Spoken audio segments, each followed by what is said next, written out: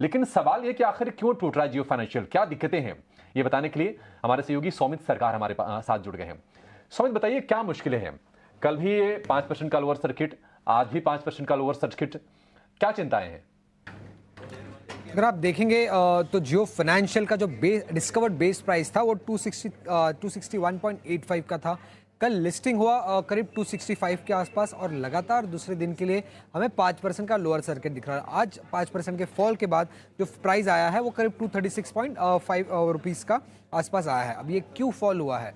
क्योंकि जो institutional investors है, जैसे कि जो पैसिव म्यूचुअल फंड कंपनीज है जो कि ट्रैक करती है निफ्टी और सेंसेक्स को, इनकी तरफ से भारी सेलिंग देखने मिल रही है। अब ये पैसिव फंड क्या होते हैं? जो कि डायरेक्टली जो भी निफ्टी या सेंसेक्स कंपनीज होते हैं उन पे डायरेक्टली इन्वेस्ट करती है, वही वेटेज के हिसाब से, और जो भी जब भी चेंजेस होती है उसको उस हिसाब से उन लोग वो फॉलो करते हैं।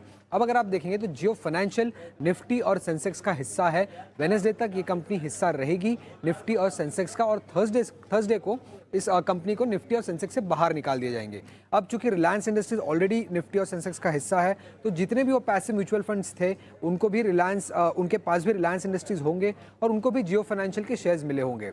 अब चूंकि जियो फाइनेंशियल थर्सडे को दोनों ही इंडेसेस से बाहर निकल जाएंगे, तो इन म्यूचुअल फंड्स को भी उनके शेयर्स को बेचने पड़ेंगे, लिक्विडेट करने पड़ेंगे मार्केट में, क्योंकि वो जियो फाइनेंशियल होल्ड नहीं कर सकते, क्योंकि जियो फाइनेंशियल निफ्टी और सेंसेक्स का हिस्सा नहीं रहेगा। और इसी कारण हमें ये सेलिंग देखने मिल रहा है अभी जियो फाइनेंशियल में, और इसलिए लोअर सर्किट लगा है। अब एनालिस्ट के हिसाब से निफ्टी से बाहर जाने के कारण करीब 90 मिलियन शेयर्स की सेलिंग एक्सपेक्टेड है, और सेंसेक्स से बाहर जाने के कारण करीब 55 मिलियन शेयर्स की सेलिंग एक्सपेक्टेड है। तो कुल मिला के करीब 14.5 करोड़ शेयर्स की सेलिंग एक्सपेक्टेड है। उसके साथ अगर आप देखेंगे तो जियो फाइनेंशियल के शेयर्स जो जीडीआर होल्डर्स है, अब रिलायंस इंडस्ट्रीज का जीडीआर लंदन में लिस्टेड है, तो उन्हें भी जियो फाइनेंशियल के शेयर्स मिले हैं।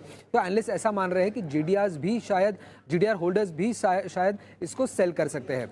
तो उनके पास करीब 17 करोड़ के आसपास शेयर्स है। तो कुल मिला के करीब 30 करोड़ के आसपास के शेयर्स की सेलिंग एक्सपेक्टेड है जियो फाइनेंशियल में, और इसी कारण ये 5% का लोअर सर्किट कंटिन्यूसली लग रहा है जियो फाइनेंशियल पे।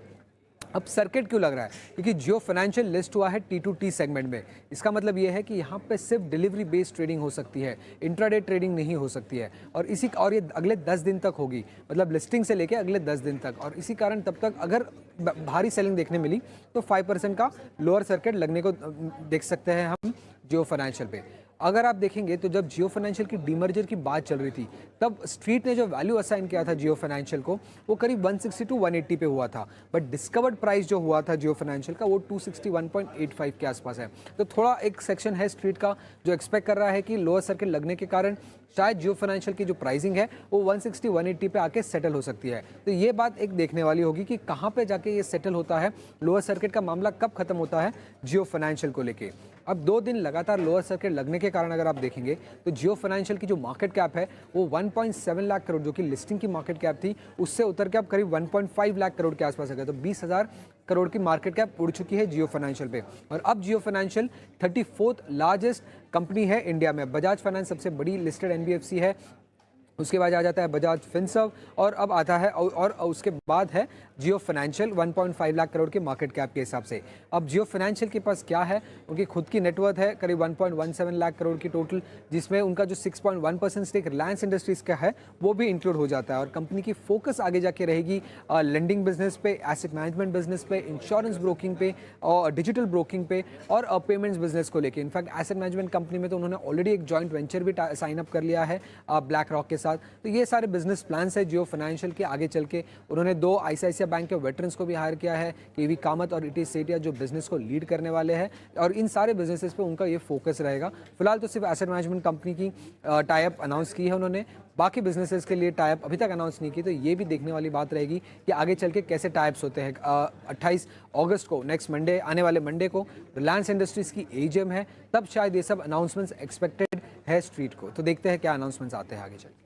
ठीक है, शुक्रिया सुमित। तो 28 तारीख को तस्वीर काफ़ी हद तक साफ हो जाएगी, और शायद तब तक उम्मीद ये भी करनी चाहिए कि ये जो बिकवाली शेयर में चल रही है थोड़ी बहुत हमें, हालांकि एक चीज़ बिल्कुल आपको याद रखना चाहिए कि जो डिस्कवर्ड प्राइस की बात हो रही थी 160 से 180 के बीच की बातचीत हो रही थी, 61.85 पर डिस्कवर्ड प्राइस आई, तो निश्चित तौर पर अनुमान से काफ़ी ज़्यादा थी।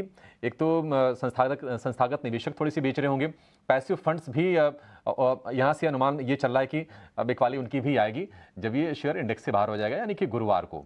इसके चलते प्रेशर हम लगातार 2 दिन से देख रहे हैं, लेकिन 2 दिन में 20,000 करोड़ के आसपास का मार्केट कैप साफ हो गया है।